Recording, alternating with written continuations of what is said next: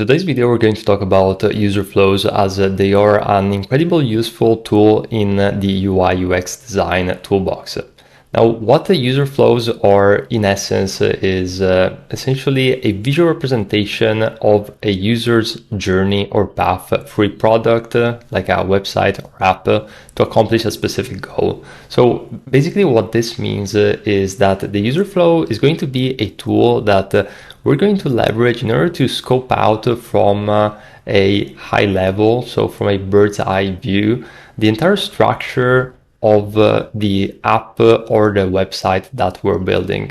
And why this is incredibly useful is for a few different reasons. And by the way, I'm going to show you a real life example of a user flow that I worked on for an 8-figure company so that you can have some visual reference on what we are discussing.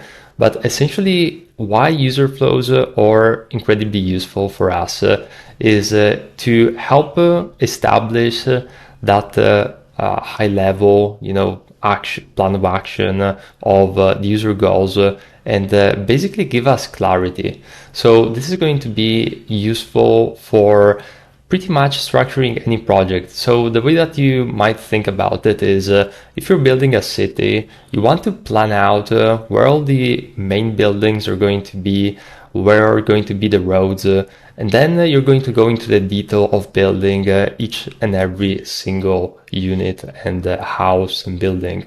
So that is going to be essentially the reason why user flows are going to be part of our UI UX design toolbox in a primary sense. It also helps identify and eliminate the pain points.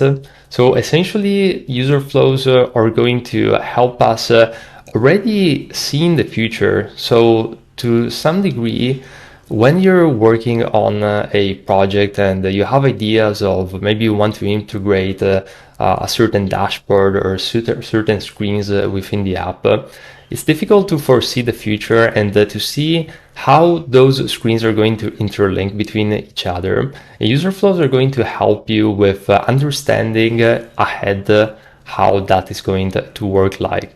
And also it's going to be helpful to prevent feature creep.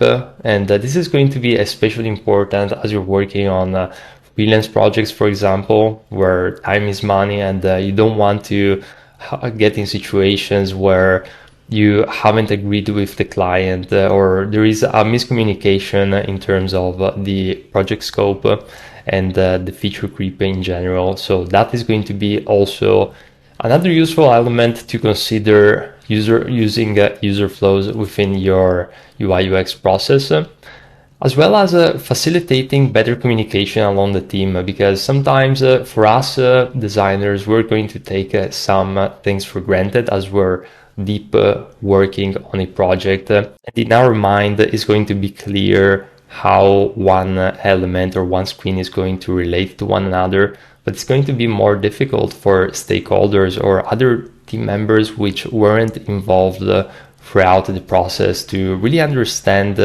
the high level, the big picture beyond our UX decisions.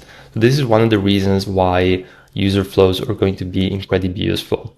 And now I want to show you a real life demo. Now this is a simplified version, but the same concepts are going to be applied essentially at scale. So no matter how complex a user flow is going to look like, this is going to be the general premise. So you can see over here at the top, we have a basic user flow of what are going to be the main screens that we are going to tackle within this flow. Now you can even create user flows from an even higher level. So that means that you can even just scope out the different flows that you're going to have if you have a lot of complexity that you want to basically summarize in a sequential way. That is also going to be something that you can consider. But essentially from a high level, this is what the user flows are going to be about. You just want to keep things simple, and for the very most part, what I like to do is I would add the main name, the main title of that page, maybe add just one line of description. And if there is more description that needs to happen in order to get more contextual view, I'm going to add that here below. But overall, the general premise of the user flow is that it's a very simplistic way of communicating the big picture. So you don't want to create flows which are going to be too complex. And again, this is a very simple flow. However, you can start getting into more and more complexity as you approach a stage where the project is more mature. So you can actually pull the trigger on those decisions because you already understand the ins and outs of the project, and maybe there is a previous agreement. But essentially, user flows are going to help you to scope out the high level. And then once you have the agreement with the stakeholders, you're going to be able to go ahead and, for example, create the lo-fi wireframes like in this case. So you can see the parallelism between guest mode, for example, here, and then the dashboard. Now, this was so useful because we went through different iterations of the user flow initially. And if we didn't take the time to do the user flows, I might have wasted time or resources from my team to create different wireframes which weren't really aligned from a high level. So it's incredibly useful to basically align from a strategic viewpoint before you decide to commit time, energy, and resources into creating the actual wireframes. So it's not a step which is going to be compulsory. It's an optional step, but it's definitely one of those tools that you should consider it within your UI UX design journey.